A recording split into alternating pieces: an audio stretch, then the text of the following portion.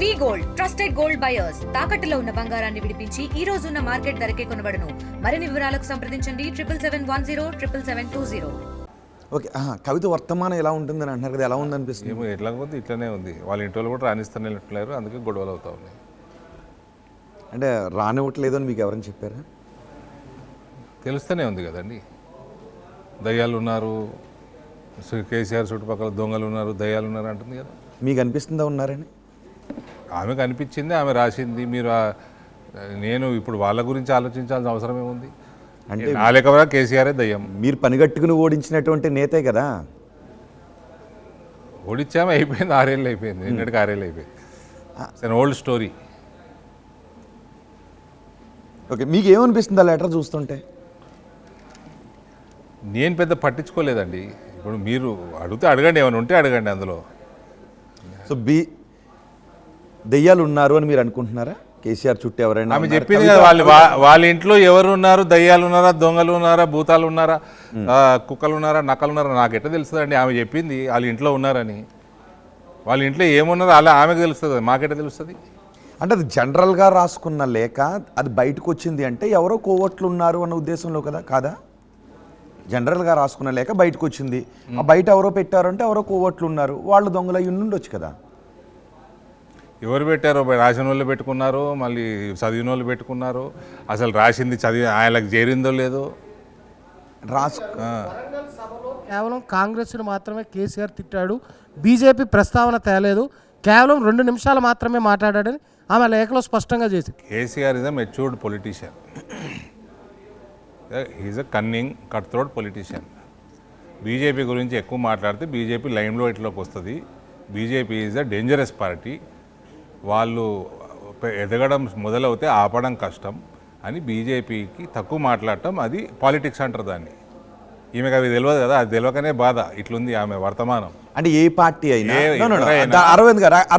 ఎవరైనా థ్రెట్ అనిపిస్తుంటే వాళ్ళ గురించి మాట్లాడకపోవడం, వాళ్ళ గురించి ప్రస్తావన తేకపోవడం, ఇది తెలివైన పని. అంటే కేసీఆర్ తెలివైన పని చేశాడు అంటారా?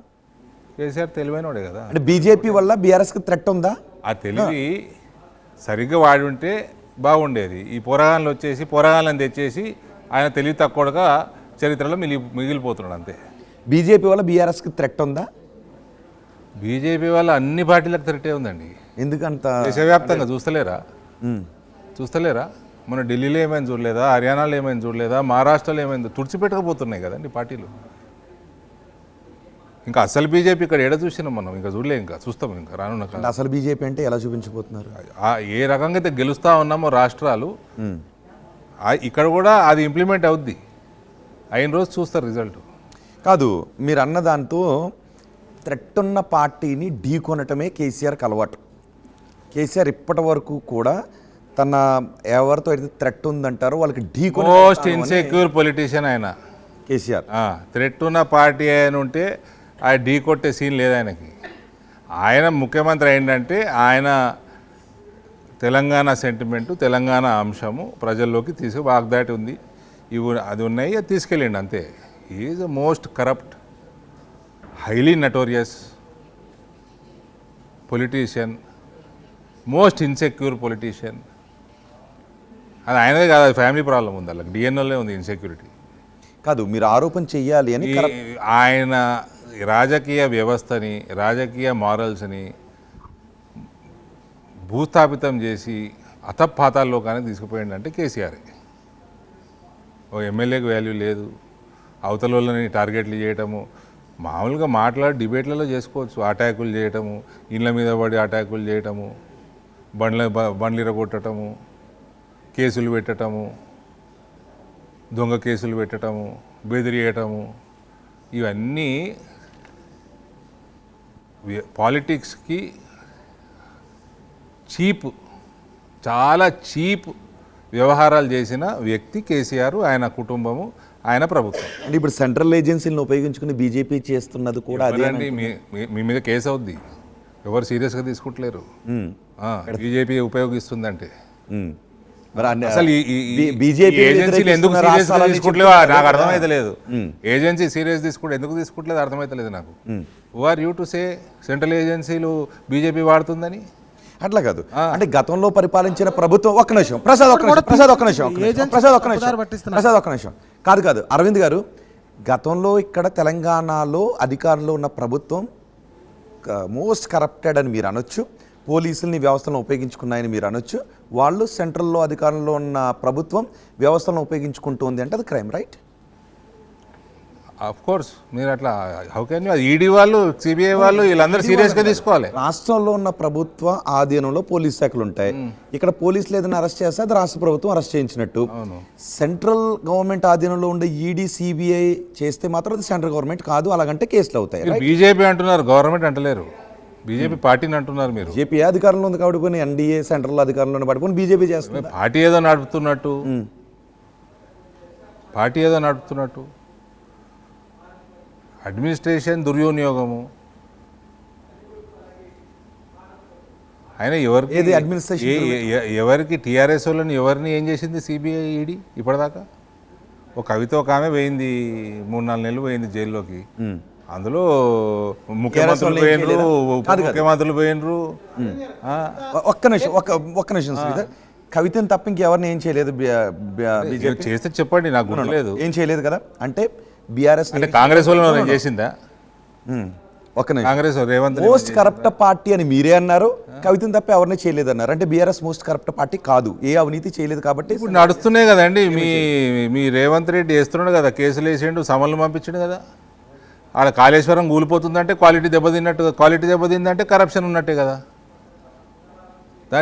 దాంట్లో రాకెట్ సైన్స్ ఏముంది? సరే, ముందు ఇంకా క్వశ్చన్ శ్రీధర్ గారు. ఇందాక మీరు అన్నారు కవితను జైల్లో వేసిందని అంటున్నారు, కాబట్టి ఆ కవిత మీరు జైల్లో వేయించారని చెప్పి బీజేపీ ఇక్కడ పెరుగుతుందని చెప్పి మీ మీద అక్కస్తుందా కవితకి? మేము బీజేపీ చేయమన్నది ఆమెని లిక్కర్ స్కామ్?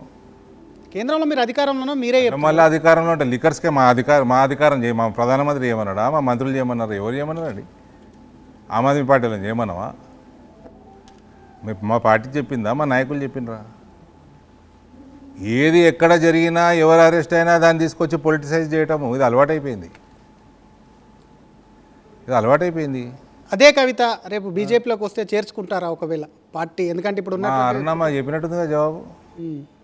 ఏమన్నది మా మేడం? ఏమన్నారు నాకు కూడా గుర్తులేదు, మీరు చెప్పండి. నువ్వే పంపించినావు నాకు.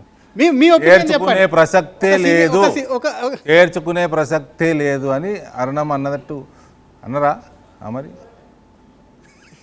నేషనల్ వైస్ ప్రెసిడెంట్ ఆమె కవిత సంబంధించి నిన్న మాట్లాడుతూ ప్రతి పార్టీలో కోవట్లు ఉన్నారన్నది, ఆ విధంగా ఇందాక కూడా కేటీఆర్ మాట్లాడుతూ ప్రతి పార్టీలో కోవట్లు ఉంటారని చెప్పి కోడ్ చేసిండు. మీ పార్టీలో కూడా కోవట్లు ఉన్నారా? ఉంటే ఎవరు? మీకు ఏమన్నా అనుమానాలు ఉన్నాయా కోవట్లు ఉన్నారని బీజేపీలో? నేను అనలేదు, ఆమె అన్నది. ఆమెనే చెప్పాలి జవాబు. ఇప్పుడు ఉన్నారా లేరా కోవట్లు ఎక్కడ మీ పార్టీలో? నాకైతే తెలియదండి. మీకు ఉన్నట్టు తెలుస్తుందా? డౌట్ లేరా అని? నాకైతే అట్లేం లేరు. గతంలో మీ నాయకులు కూడా ఈటెల రాజేందర్ వంటి నాయకులు కూడా, మీ సహచర ఎంపీ కూడా ఇటువంటి వ్యాఖ్యలు చేసిండు. బీజేపీలో కేసీఆర్కి సంబంధించినటువంటి కోవట్లు ఉన్నారు, ఆయన ప్రతి పార్టీలో పెట్టుకుంటారు, ఆయన చాలా డేంజరస్ వ్యక్తి అని కూడా ఆయన ఈటెల రాజేందర్ కేసీఆర్ని దగ్గర నుంచి చూసిండు, ఆయనకు ఐడియా ఉండి ఉంటుంది. మరి ఆయననే చెప్పాలి ఎవరు. మీకు అనుమానం ఉందా లేదు? ఆయన దగ్గర ఆయన క్యాబినెట్లో ఇంపార్టెంట్ మంత్రిగా ఉండే 10 ఏళ్ళు ఆయన కాన్ఫిడెంట్గా చెప్పిండంటే ఆయననే చెప్పాలి ఎవరు మరి కోవట్లు అన్నది. నేనెట్లా చెప్తా? కేసీఆర్కి సంబంధించినటువంటి అంశం మీద మీరు చాలా ఆరోపణలు చేశారు, ఆయన చాలా కన్నింగ్ పొలిటీషియన్ అనే విధంగా. కానీ అదే కేసీఆర్ను మీరు కాస్త పొగుడుతున్నారు, ఆయన వల్లనే తెలంగాణ వచ్చింది అనేది కూడా విధంగా మీరు మాట్లాడుతున్నారు. అవి కూడా చాలా కాంట్రవర్సీ ఉన్నాయి. మీ పార్టీ నేతలు కూడా చాలా మంది కృషి చేశారు. కేసీఆరే ముందుండి నడిపించిన ఉద్యమం. నువ్వు డినై చేస్తావా, నేను డినై చేస్తాను? ఎవరు నడిపారు చెప్పు? మరి ఉద్యమం ఎవరు నడిపారు చెప్పు? ఎవరు కృషి లేదు, కేసీఆర్ వల్లనే వచ్చింది తెలంగాణ. అట్లా అందరినీ కలుపుకొని పోయాడని కూడా అన్నా. అన్ని పార్టీలలో కలిసిపోయినారు. ఎందుకు నేను కూడా సపోర్ట్ చేసిన. ఆయనకు 42 సీట్లు ఇచ్చారు కదా కాంగ్రెస్ వాళ్ళు. మా డాడీ ఒకప్పుడు యాసకు వచ్చింది, ఊకే నెగోషియేషన్ ఏంది, 24 సీట్లు ఇద్దామనుకుంటే ఎక్కువ అడుగుతున్నాడు, 50 అడుగుతున్నాడు, 51. ఆయనకు లక్కీ నెంబర్ 6 అట, 51 కావాలన్నట. ప్రెషర్ చేసి పోనీ తెలంగాణ వాదం బతుకుతాను, ఎక్కువ సీట్లు ఇవ్వండి అని చెప్పిన నేను కూడా ఒకడిని 2004లో. అప్పుడు తెలంగాణ వాదం కోసం అందరూ కలిసి వచ్చిండ్రు. తెలంగాణ కాంగ్రెస్ వాళ్ళు లేరా, తెలంగాణ టీడీపీ వాళ్ళు లేరా, ఏ పార్టీ వాళ్ళు లేరు అప్పుడు ఉద్యమంలో? ఉద్యమం నడిపింది ఎవరు? ఆయన నడిపిండు. దాని డౌట్ ఏముందండి. నేను రాజశేఖర రెడ్డిని కూడా పోగినా, ఆరోగ్యశ్రీ లాంటి స్కీములు తెచ్చినందుకు రాజశేఖర రెడ్డిని పోగినా. ఇవాళ సాఫ్ట్వేర్ ఇంజనీర్లు మన తెలుగు వాళ్ళు ప్రపంచవ్యాప్తంగా సాఫ్ట్వేర్ నడిపిస్తున్నది తెలుగు వాళ్ళు అంటే సిబిఎన్ని పొగిడినా. మంచి పని చేస్తే పొగుడతారండి, ఏం దాంట్లో ఏమున్నది. ఇండియా పాకిస్తాన్ తాజా అప్డేట్స్ కోసం డౌన్లోడ్ చేసుకోండి RTV లైవ్ యాప్.